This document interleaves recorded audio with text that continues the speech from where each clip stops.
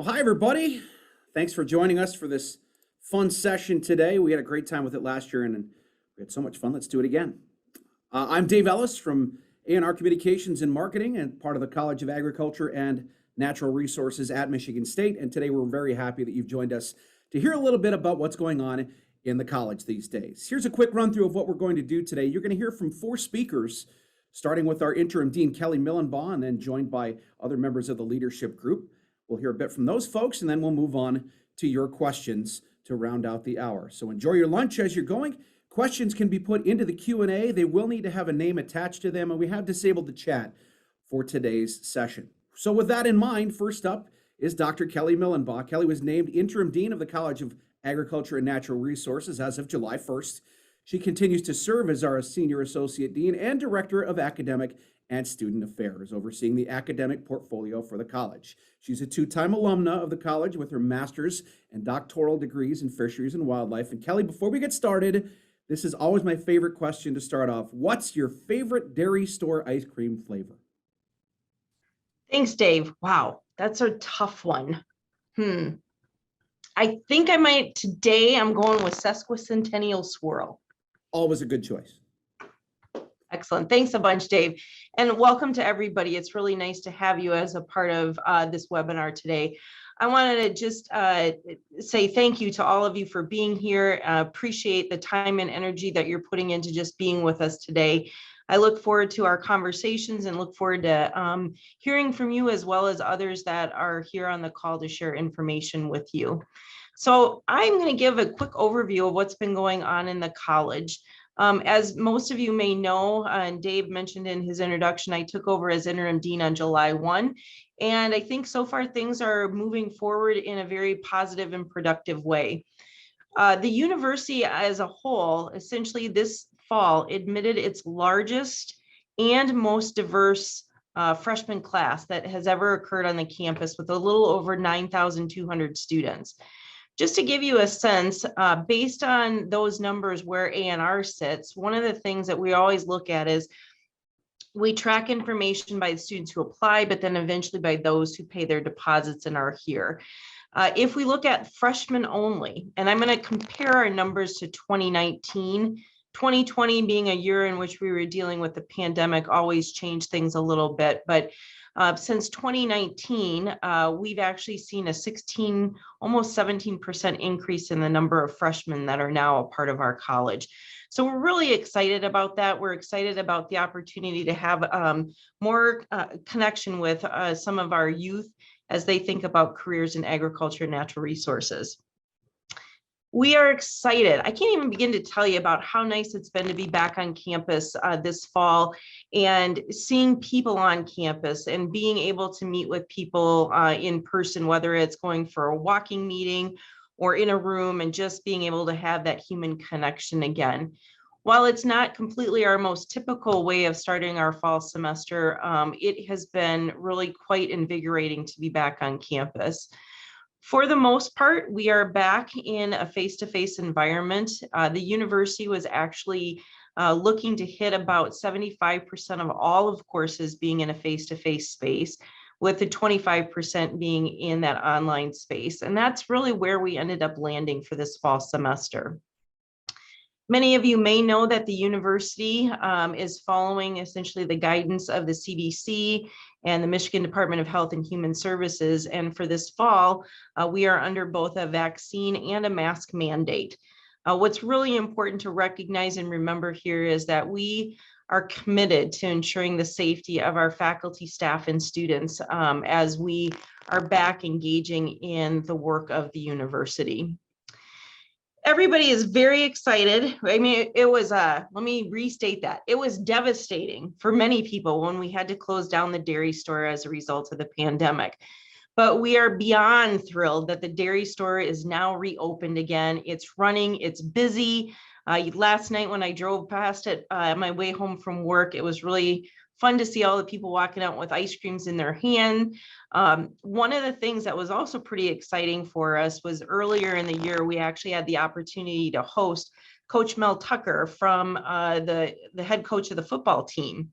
And one of the things that the dairy store ended up doing was actually allowing Coach Tucker to help name an ice cream after him. And so he picked Coach Tucker's Scoop and Score. So we hope that you will be able to try it sometime. And we kind of believe that maybe that ice cream and then the name of that ice cream maybe is helping the football team on the field as well. If you have not had the opportunity to read about or stop by and see the new STEM education building, I strongly encourage you to do it. It is just to the south of the stadium. It is an incredibly impressive building. If you've not had a chance to look at it, we'll put a link in the chat space for you that will tell you a little bit more about it. Our Department of Forestry and our School of Planning, Design, and Construction were involved in how the university thought about the use of mass timber as a part of building the STEM education building.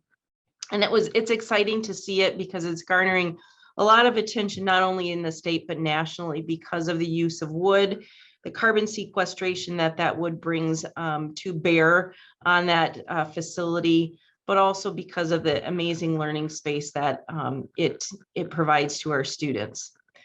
As a result of some fantastic efforts for several years by Dr. Quentin Tyler, who you'll hear from later on, I truly believe that the College of Ag and Natural Resources is a leader in the space around diversity, equity, and inclusion.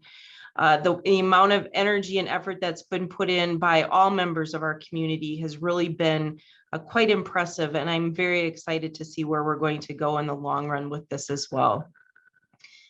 One of the things that we are always looking to continue to do is always continuing to work on how we can engage donors in continuing to make a difference in the campus. And the college itself just recently received its largest corporate donation from Amcor. Amcor is a Swiss company, and this was a donation that was made to the School of Packaging. That was really done in concert with our development office and Dr. Matt Daum, who is the school director. This will help with the renovation of the packaging building itself, as well as endowing a professor in packaging sustainability. So we're really, truly excited to see where this was going to go. And actually yesterday, as a part of all kinds of meetings that have been going on during reunion week, I got a chance to talk to some of the boards in packaging, and they're equally as excited to see about what other types of investments some of their corporations might make.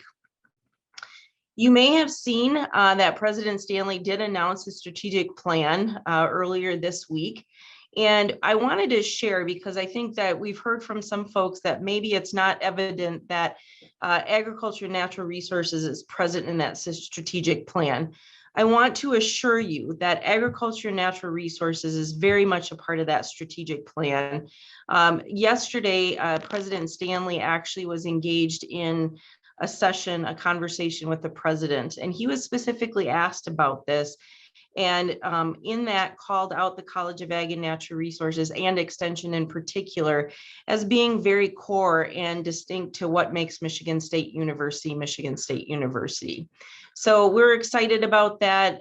Quentin, myself, others are working in subgroups that are a part of advancing that strategic plan as we move forward.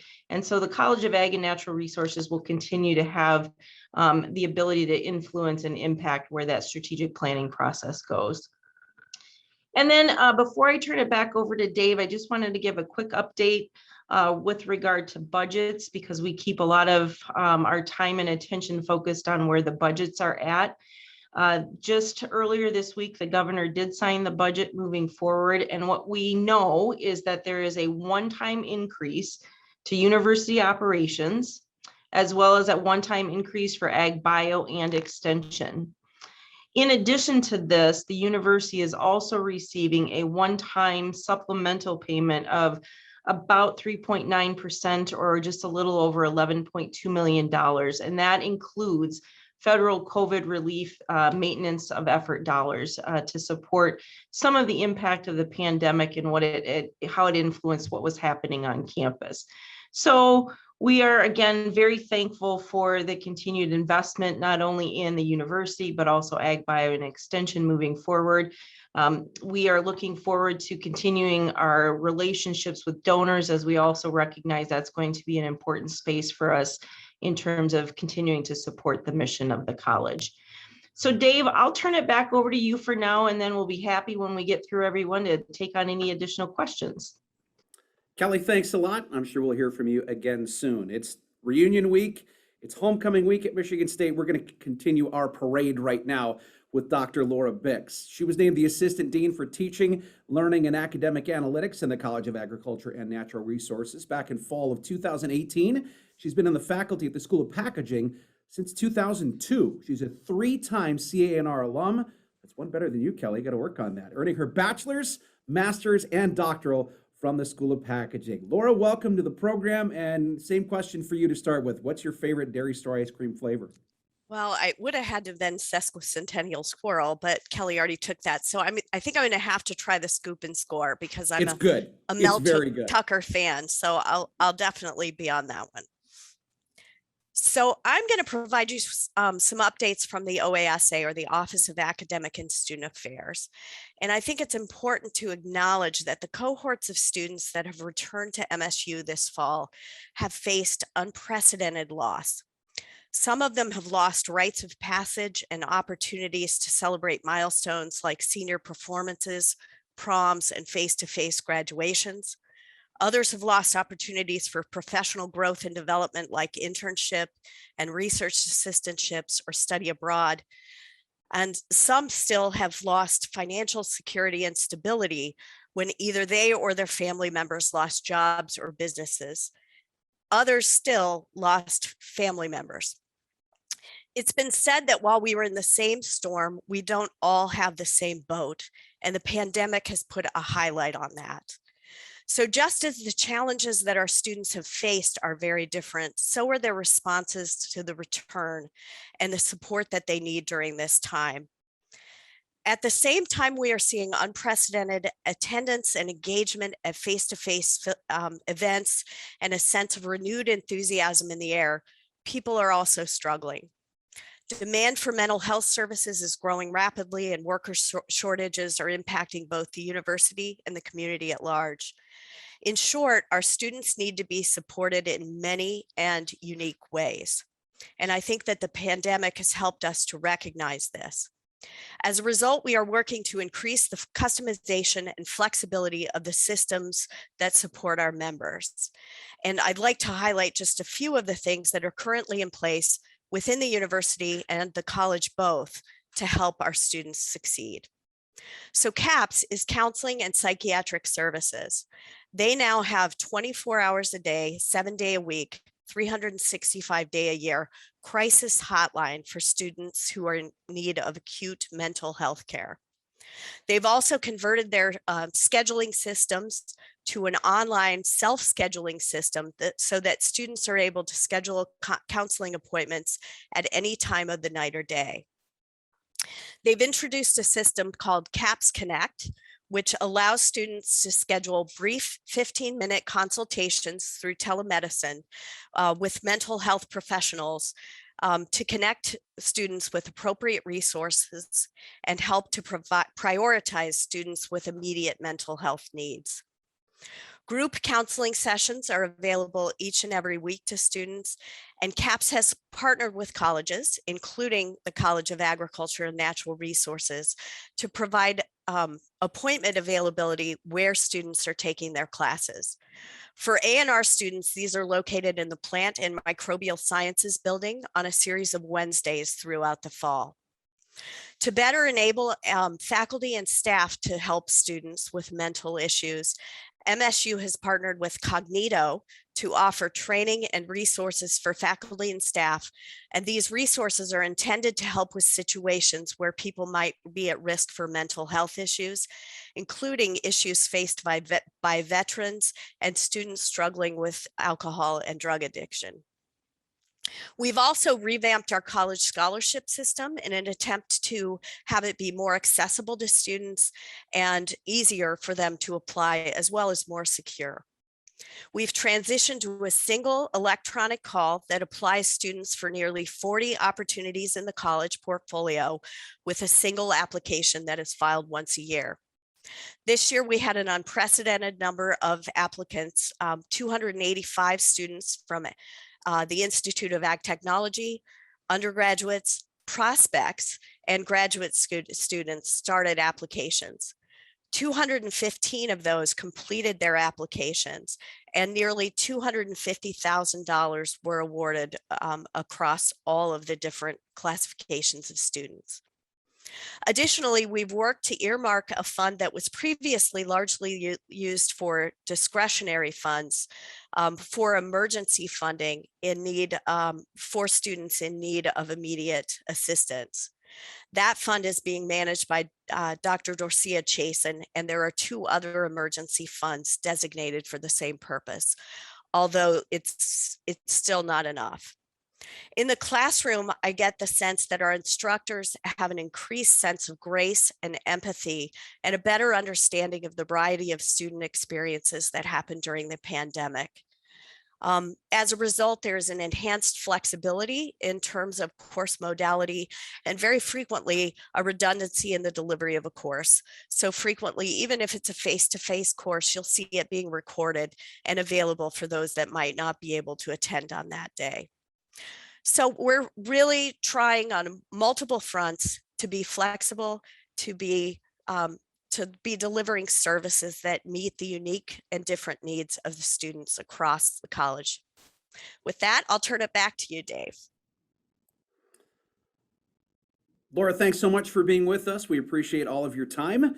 And we're going to move on in our lineup now to our next guest. He is Dr. Quentin Tyler, who joined the MSU College of Agriculture and Natural Resources as the Associate Dean and Director of Diversity, Equity, and Inclusion back in 2018. A year later, he added an interim role as Associate Dean for Faculty Affairs and Administration, and he just keeps adding titles because in June, he was named the Director of MSU Extension. He's a guy who wears a lot of hats, and I know he doesn't have a lot of time for ice cream, but what's your favorite flavor at the dairy store, Q?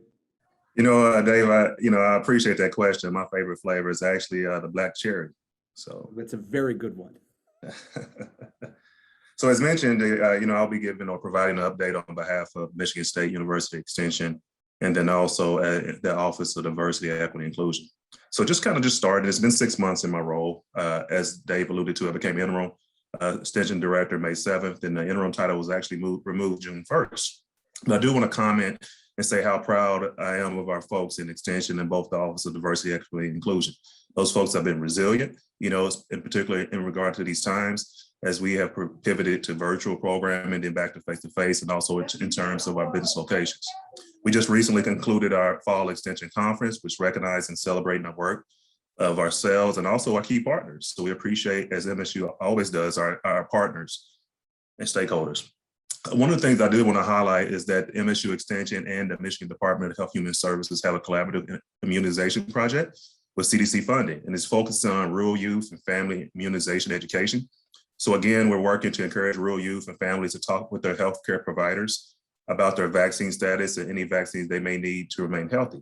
This project has a focus on youth and adults in rural areas. It's a $7 million project, 3-year grant from the CDC. As a result of this collaborative, there will be 19 new positions throughout the whole state of Michigan. So we definitely need help and assistance in recruiting for those particular positions. In regard to our Agribusiness and Agriculture Institute, we continue to provide leadership on the educational component of the Michigan Department of Agriculture and Rural Development's launch of the Conservation Reserve Enhancement Program. We also led the soil health and service training for extension professionals within the North Central region through the North Central Water Network. In addition to that, we have expanded our collaborative on-farm research program, which the Michigan Soybean Committee, and that focuses on management practices as well as sustainable ag production practices.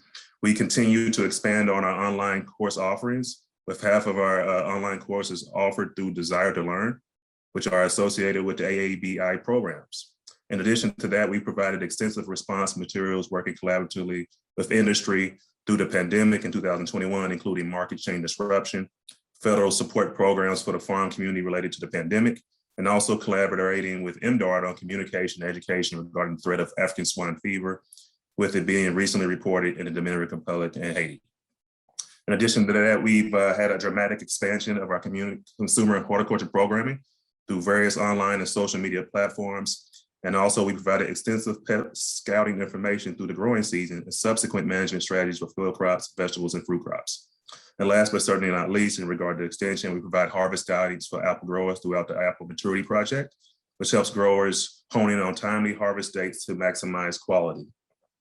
Now I'll briefly touch on diversity, equity, and inclusion. It's been a really busy year. In regard to that, we actually added 2 new members. So Dr. Emily Sorochi and Ayo Delidari, each bring of an expertise to the team that's valued and needed. Just recently, MSU released its diversity, equity, and inclusion strategic plan, which I had an opportunity to be a part of that committee. And in the outreach and engagement portion of that, in order to move forward in diversity, equity, and inclusion, MSU Extension is mentioned as a resource for the university as a whole. In addition to that, MSU just recently required a mandatory diversity, equity, inclusion training for all faculty, staff, and students. In regard to programming, we continue to have what we call our First Tuesdays, which is a learning and development opportunity for faculty, staff, students, and also alum to learn about, our graduates, learn about folks in the diversity, equity, inclusion space, and that is virtual. On November 16th and 17th, we will be hosting our 2nd annual Courageous Leader Summit. It'll be hosted at Kellogg, and it is a day and a half. And last but certainly not least, we just recently had our diversity, equity, inclusion welcome in the atrium where we welcome back folks and talk about our events in diversity, equity, inclusion. So collectively, it's been a great year in terms of diversity, equity, inclusion, and also MSU Extension. Hand it back over to you, Dave. Quentin, thanks a lot. Appreciate all of your efforts in the college and everything you're doing for us, as well as everybody on the panel. If you do have any questions for everybody who's speaking today or anyone in particular, you can use the Q&A function at the bottom of your Zoom screen, and we'll try to pass those questions along after all of our speakers have talked to you. So I guess if this is a parade, we're bringing up the Grand Marshal now.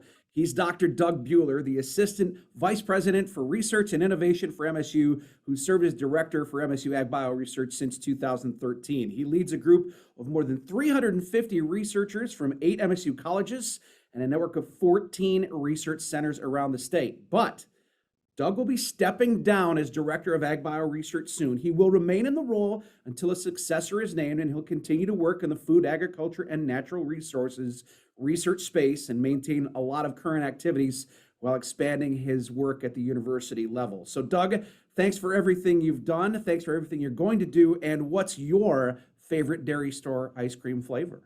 Well, I don't want to be a copycat, but I got to go with Laura. I got to go with the scoop and score. Plus, I've always been a fan of pecans and ice cream, so it was a pretty easy one for me. So, Laura, I'm sorry you took it first, but I'm gonna stay with that one. Well, thanks, Dave. Again, hello everyone, and welcome. I wish we were all here on campus together, but it is great to have an opportunity to report on some of the things that we do. Like everybody else, managing through the COVID pandemic has been certainly quite an adventure for us. The one thing that's been different through all of this on the research side is that, a lot of our people never went home, and we've had to bob and weave and figure out ways to get things done from the beginning. And I think about all the different rules that we've put in place and rescinded and modified. I just continue to be marveled how people have continued to hang in there. And at least for me, it shows how dedicated people are and how important it is to them to get their research done and their willingness to do what they have to do to get it done. And so we'll continue to do what we can. But one of the things that we're also very proud of is that we have no documented cases of any transmission of COVID in any of our laboratories or at any of our field facilities. We've had people who've been infected due to family issues and other things, but our processes and things, and then people have taken these things very seriously, that we've not had any spread, and we're very, very hopeful that will continue as we move on. One of the things, before I talk about some of the accomplishments and things that we're up to, one of the things that we've done, and then Drew Montry gets a lot of credit for this, is we put a real emphasis in recent years on getting legislators and other elected officials out to our research centers. And we were having quite a bit of success with that before COVID, but this year, as we got going and got our field days open and our places open again, we had a really great response. And I think it was partially because, just like everybody else, they were so happy to get back out and to see people. And so we had a really good run of visits for legislators out at our field days and visiting some of our facilities for other reasons. And I've done a lot of those over the years, and I've never gone home feeling like it wasn't a very good use of my time. And so sometimes I think we take for granted that people understand what it is we do. And I think that that's a bit of a mistake on our part, and we have to continue to be aggressive to help people understand everything that we do. So when we look at where we're at with things, I'd say that we continue to have very strong performance in terms of meeting our core mission. But I also want to talk just a little bit about some of the issues and some of the opportunities that are coming up around climate. I'm asked fairly regularly about, what are our plans around climate research, and my response is, first off, is that climate impacts almost everything we do in ag bio research.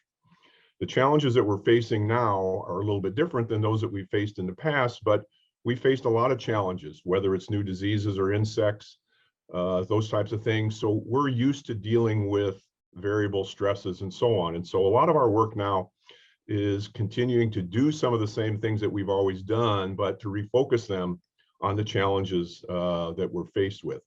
And Kelly mentioned the strategic plan. And yes, some of the words you might be looking for aren't in there, but remember, the commitment that this university has is to this response to climate change and related issues is very, very deep. And that is, it covers basically everything that we do. And so I'll make a comment or two at the end on what's going to be my, I don't call it new role, but revised role. And part of that is going to be working at the university level to help organize and to really make a strong effort for us to be a leader around the issues around food, agriculture, natural resources in this changing climate. I do want to just mention a couple of recent and upcoming projects that we're very proud of. And one that's just in the process of being announced now is the awarding of the Climate Adaptation Science Center, which is major funding from the U.S. Geological Survey. We're part of a team led by the University of Minnesota who won that in a very competitive process. And this is a very important center to be part of, not only for the research that it and funding that it brings to us, but it opens up a whole set of new opportunities. And it's in partnership not only with universities, but with external groups, tribal groups, NGOs, and so on. And we're very, very pleased that we were able to bring that one to MSU. There's one that I can't announce yet that's going to be more in the agriculture and climate area that we expect to be announced very soon. A very major grant in collaboration with other universities, private foundations, and so on that you'll be hearing about a little bit more. And so we feel like we've really been working towards some of these opportunities, and again, it's going to be front and center for us in the coming years. I also just want to make a couple comments about our international work. As you can imagine, as challenging as domestic work has been in the last year and a half, dealing with international partners and things has been even more of a challenge, and it's going to continue to be a challenge. But we continue to be very engaged. Obviously, heavy use of communication technology, but we continue to have our very strong programs in areas such as food security, legume innovation, and also one of our major projects in potatoes was recently renewed. We're also a partner in several new what are called innovation centers around invasive species, horticulture of crops, and also nutrition. And so, again, a lot of things going on, and we're working very hard to do a better job of integrating our domestic research with our international research. And again, I think that strengthens both of those. So with that, again, our people continue to work very, very hard and make great progress under some real challenges. Now, Dave mentioned that I'll be transitioning out of the role of director once a successor is named. I will be continuing in a role that I've had part-time for the last 5 years or so, and that is as an assistant vice president for research and innovation.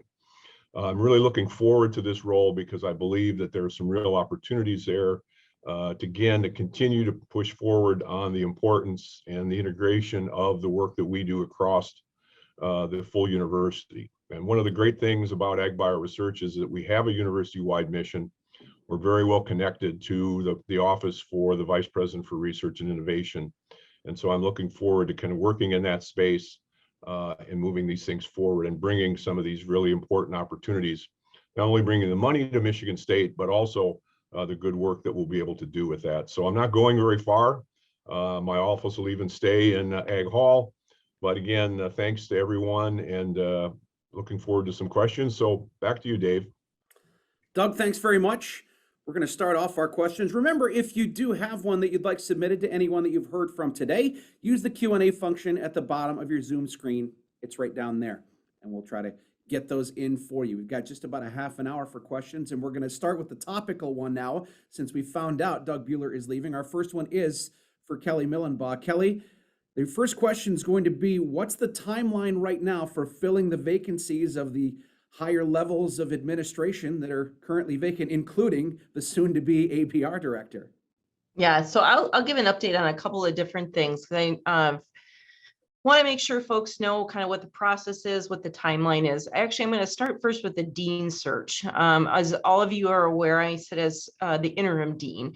And the agreement that I had with the provost was that the interim dean would not apply for the permanent position. So this will give essentially the candidates who are applying for the position the chance to really compete for the position without somebody already internally having been designated in the role. The way that the dean search works is that our College Advisory Council works very closely with the provost to develop the process by which the dean search will take place. The CAC has already met twice now this semester with the provost, and they are working out that process as we speak. Once the process is figured out, then the actual search is overseen by the provost's office. So I will tell you that the agreement when I chatted with the provost about taking on the interim dean role is that she anticipated that I would be sitting in this role for about 18 to 24 months. With regard to the Ag Bio Director position, we actually just posted the position today. It is an internal search. When I say it's posted, it was sent to HR today. It may take a couple of days to a couple of weeks before HR actually gets that posted on the internal website. And then it will be open for a couple of weeks, and we will start moving forward as quickly as possible to get that position filled as well. The last one I just want to share with you is that I just seated the committee to search for a director for the Institute of Ag Technology. As many of you know, Dr. Dorcia Chasen has been serving as the interim director for a while now, and it's time for us to be moving forward with that director search. So that will also be up and running here shortly. That will be external search from the university, so people internal and external to the institution will be able to apply for that as well. So Dave, I think I've covered everything. Anything I missed, do you think? Looked pretty comprehensive to me. Thanks, Kelly, for that one. We're going to spin back over to Doug Buehler for just a moment here. Question coming in from Jim Colbert. Jim asks, Doug, is there an effort right now coming to get the livestock farms back fixed up, refreshed, and back to being showcases soon? Yes, very much so. Particularly around the dairy farm, that's been a major effort was really going on for a number of years already behind the scenes. But the recent fire really brought it to the surface, and so I can tell you that that is one of our most important priorities right now, and we're working very hard to look for both on the federal side and the state side to try to find appropriate funding to build a new facility. Believe it or not, we're looking at something really for the type of facility that we need, that has the type of capabilities that we have to do the kind of research that we need. We're looking somewhere around at a minimum of probably about $30 million, or maybe even more. So it's not a trivial thing, but I can tell you it's a really high priority for us. And just a little bit of a comment. I mean, this issue of aging infrastructure around research is a national issue. I'm part of a national group that's been working to try to get, if you dig deep into the reconciliation bill, there's actually a considerable amount of money in there that, if it would all hold together, that would be designated for upgrading agricultural research infrastructure. And so we're keeping a very close eye on that, working with our elected officials to try to make that happen. So we're giving it a good try. So put in a good word for us if you get a chance. We always do. Thanks, Doug. Appreciate that answer. We're going to move over to Dr. Quentin Tyler for our next question for today's program. Your question, Quentin, is what new programs right now are being offered to encourage diversity? Yeah, so one of the things, Dave, that we've recently worked on, and we continue to strengthen this and fine tune it, is actually our virtual reality app. So in collaboration with Dr. Linda Dubati, we created a virtual reality app that replicates one of the buildings on campus. So we created also 5 avatars that represent students on the identities of students on campus. So what we do based on those avatars is put folks through a scenario-based training. So then they have an opportunity, to create, to provide feedback and also to be an ally, advocate, and agent of change. Then also, we as a DEI team are always looking for ways for creative and innovative topics to inform people on. And one that I've recently done and continue to update is focused on the words that we use, how to have inclusive language. I think a lot of challenges that we have in the diversity, equity, inclusion space is what to say and how to say it. So again, this training is focused particularly on that. So those are just a couple of things, and one of the things that I really feel great about is just the opportunity to offer our second, Courageous Leaders Summit, in which we invite folks, not only within each part of the land grant mission, but also, some of our partners too. Thanks, Quentin. Appreciate that response, and I'm sure we'll have more coming for you soon. We're going to move back over to Kelly Millenbach for our next one. Kelly, what are the goals of the college for the next few years, and what new initiatives is the college pursuing right now? Yeah, thanks, Dave, for that very much. Some of the goals I think for the college moving forward, and I'm going to speak very much about the role that I'm playing right now, and as we move forward, is the goal that I have for the college, or goals, are really to prepare us for a new dean. And that means really, how do we take care of things that we might have hanging out that really should be addressed and would be helpful so that a new dean can hit the ground running when they get started in the position. As all of you know, this is an incredibly important and valuable college, not only to the university, but to the state of Michigan, as well as internationally. And when we have a new dean come in, we definitely want that individual to be able to do the hard work that is required of the dean in terms of building collaborations and partnerships and working very closely with our donors and with others who might support us. So in addition to filling some of those key positions, we definitely want to position ourselves well for the new dean coming in, and also to ensure that we are actively engaged in the work of the strategic planning process of the university. Dave, back to you. Thanks, Kelly. We're going to bring Laura Bix back in now with our next question. Hireability is a huge topic right now, Laura. What are the skills, experience, and quality levels that employers are looking for from CANR graduates, and what's the employment outlook for them as they come out and earn their degrees? Well, I think that things that have always been important are even more important now, and that is the ability to think critically while using technical expertise to solve problems, particularly in interdisciplinary ways that cross maybe traditional disciplinary boundaries, and consider a global context. So I think the pandemic has highlighted that need more than ever. I think that our students, given some of the challenges that are facing the world, are incredibly well positioned in the forthcoming job markets. Thanks for that, Laura. Appreciate it. I'm going to go back to Kelly for one really quickly right here. A lot of people asking about the Pavilion and what's going on with that one right now. It was a very important building during the pandemic, was used for a lot of COVID testing and vaccine deployment. What's next for the Pavilion, and what do we see happening with it in the near future? Yeah, and I'd like to ask Doug Buehler to also open up his video and his sound as well. Dave, you're entirely correct. The Pavilion was phenomenal in terms of the work that happened during the pandemic to not only vaccinate, but also test individuals for the COVID-19 virus. And we were incredibly grateful to be able to have been a part of helping so many people in this area in that way. The Pavilion is back open for business. I think if you've had an opportunity to be on campus, It is slowly ramping itself up and getting more and more activities in there. It's exciting to see things that are happening there. There is work for renovation, and I'm going to turn it over to Doug to talk a little bit about some of the renovation that we're hoping will take place in the near future at the Pavilion. Yeah, well, the big push has been, again, to bring funding together to really expand some of the facilities that have been a little bit stretched over time. And so the building is getting old enough that it needs some upgrades. And so the whole idea is, again, to just continue to build that into not only a world-class pavilion for livestock and so on, but to continue to be the show place that it has been, and really a hub for the community. And one thing that's been a little bit of an issue is because it is on university property, events that take place there do need to adhere to university rules. And so that's something that has been a little bit of an issue.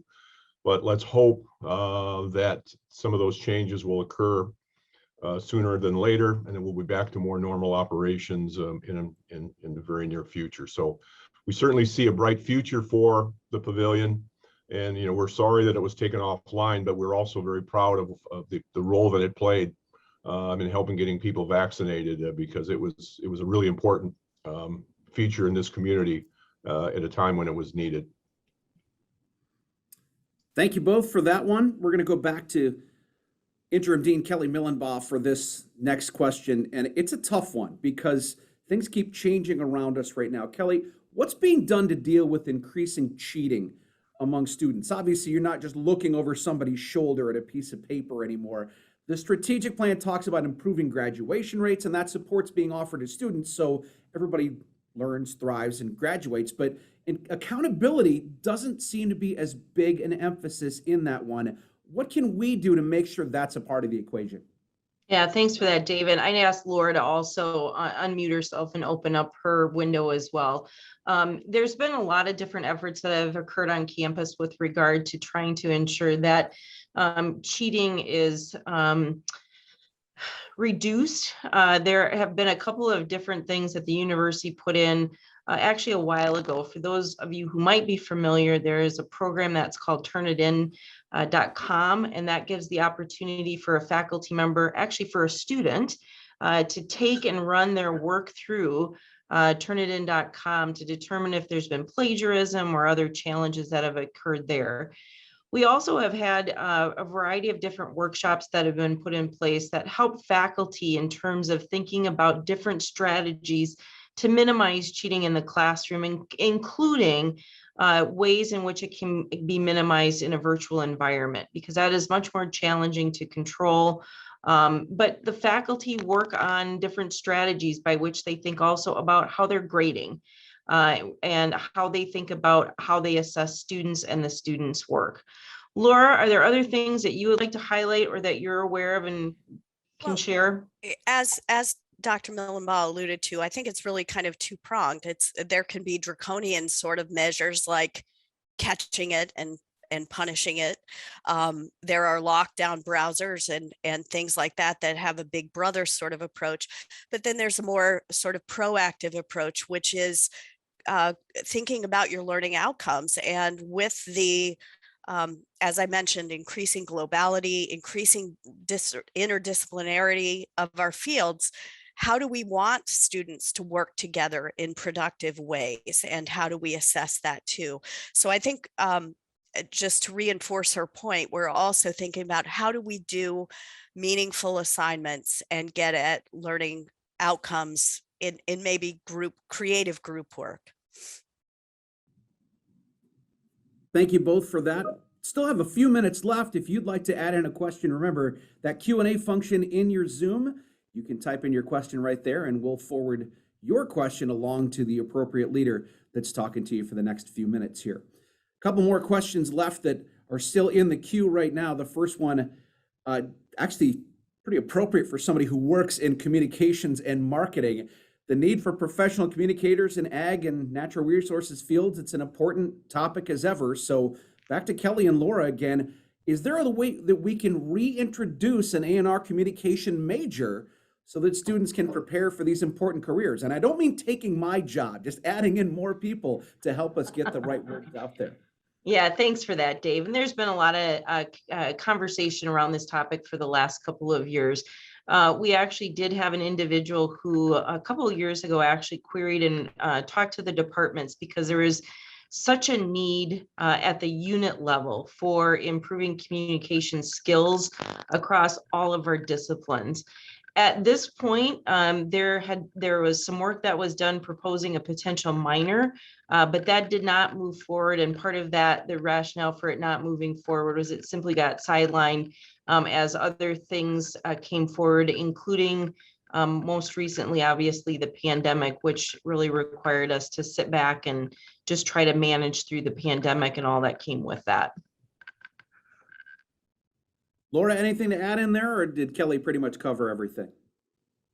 I think she knows far more about that than I do. Fair enough.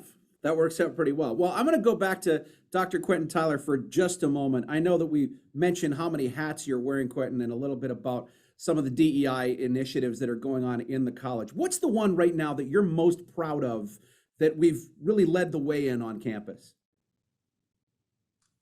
You know, Dave, I'm really proud of the fact of the amount of folks that we have engaged in this work. You know, one of the things that we implemented over the last year was what we call DEI Badge System. And it just recognizes and highlights, you know, the work that we do individually as departments and units. And the 3 categories: there's gold, there's platinum, and there's green. You know, and folks, you know, provide my office with all the details and things that they're doing. And it's a lot of things, a very exhaustive list. And then also, you know, Dave, I'm proud to say that we have at least 8 out of our 12 departments or schools that have their own DEI committees within the departments and units. So to me, it's one of those things that we look at, you know, rising tides. Everybody's involved in this work. So I'm really proud of that. It's a great way to really explain it all and make you get that nice, warm, fuzzy feeling. Thanks very much for that, Dr. Tyler. I want to thank all of our behind-the-scenes staff, Faith Brooks Mason, for putting this event together for the 2nd straight year. Did a great job to make sure that we were organized and able to present you with some quality information. Also, Holly Whetstone behind the scenes, and Betsy Braid, who's had a big week because she just got finished with the Fall Extension Conference and doing that one virtually. So for the 3 of you, thank you very much for helping us behind the scenes. And to our panelists, Dr. Laura Bix, Dr. Doug Buehler, and Dr. Quentin Tyler, thank you for joining us here today. We're going to close up things just a little bit early today with our interim dean, Dr. Kelly Millenbach. Kelly? Great. Thanks again, Dave, and thanks to the panel and thanks to all the folks working behind the scenes. As you've heard today and likely in some of the departmental sessions, if you've been able to participate in those, there is a lot that is going on in the college, in ag bio, and in extension. And I will appeal to you that we continue to need your support. We talked a little bit about some budgetary issues that are ongoing, and I'd like to just take a moment to share some of the college's greatest needs areas with you. Those include needs for graduate student support by way of either fellowships or assistantships. We are also actively looking for endowing faculty positions. And then finally, thinking about discretionary dollars. And those are dollars that give us prime flexibility to be able to direct those resources in places that the greatest need exists in. As alumni and supporters of the university, we know that a big part of what makes our community exceptional is the connections and the relationships that we have. I hope that you'll think about the time that you had on campus and look for ways that you can continue to strengthen or even restart those relationships, and that you'll look for opportunities to serve and connect and invest in the college as a whole. And I look forward to interacting with all of you in some way, shape, or form. So on behalf of the College of Ag and Natural Resources leadership team, our department chairs and school directors, just thank you for participating today and throughout the week. We look forward to continuing our conversations with you and building our relationships now and into the future. I wish everybody a great Friday and a fabulous weekend. Go green.